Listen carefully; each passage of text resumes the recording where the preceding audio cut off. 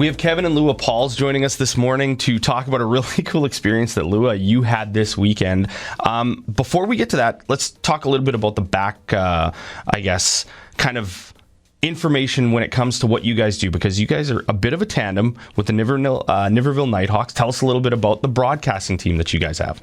Lua just started joining me when she was a little bit younger. I think when you were 7, coming to me with Flyers games, and now she joins me on a game-by-game basis in Niverville, and she provides the color and analysis in between periods, and I just do the play-by-play, and we just do our thing. I just do the play-by-play. Lua, tell us a little bit about that experience, and not so much the actual color stuff, but like doing this with your dad, because that's got to be a pretty special thing for you. It certainly creates a lot of bonding time for sure, all that driving to Niverville and stuff.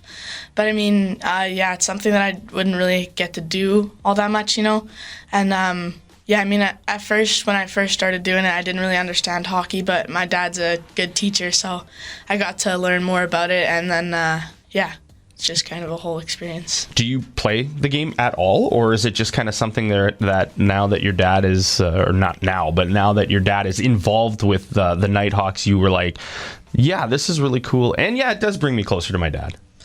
I used to play rec for about 2 years until COVID hit, and then we really never got the chance, and I'm a little bit busy, with everything. So, but I do love this sport very much, so. Kevin, for you, that experience that you have with your daughter, that's kind of the big thing too, right? Like how proud does it make you to see her doing her thing when you guys are doing your broadcasts?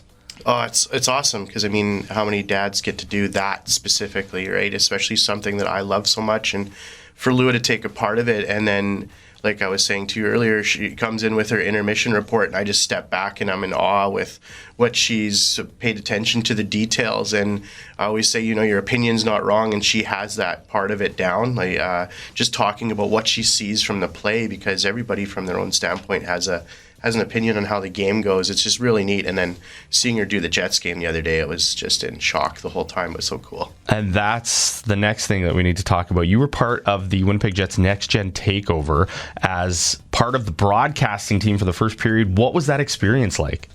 It was great. Jamie and Paul really, it was just like I've been there before. They're really nice about it and stuff. And it was a great experience. It couldn't have gone better, I don't think. What was the for you the reaction when you got to go into the booth? You're seeing hockey from a totally different angle. You're at the top of the rink. What was that like? Well, on Friday when we went for our tour type thing of all the press boxes, it was really shocking.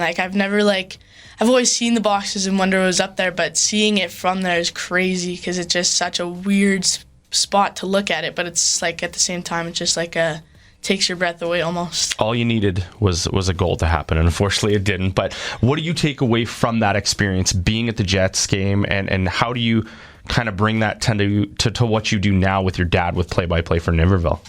Well, I thought it was going to be way different. I guess it kind of is, but it's you don't have to worry about anything, you just kind of do your job, and you don't really worry about who's all listening and all that. It's just you're talking to your buddies. That's really cool.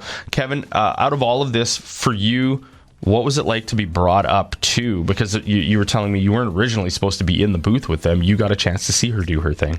It was special. Kim and I were sitting there, my wife and I were sitting there with our earbuds in, listening to Kelly Moore and the pregame show, and we hear them tee Lua up, and we're getting super excited. And then Jonathan Bailey from the Winnipeg Jets marketing department came down and said, would you guys like to come up? Because I guess Paul Edmonds and Jamie Thomas were talking to Lua, and they said, well, why isn't your dad up here? Right.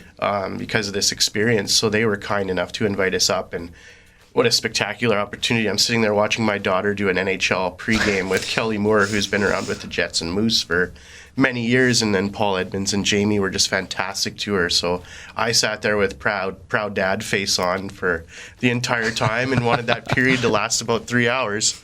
It's a really cool experience that you got to have. If you get a chance to see that game, take it in and listen to Lua do her thing on the play-by-play. Guys, thanks for dropping by and doing this with us. Thanks for having us. Thank you.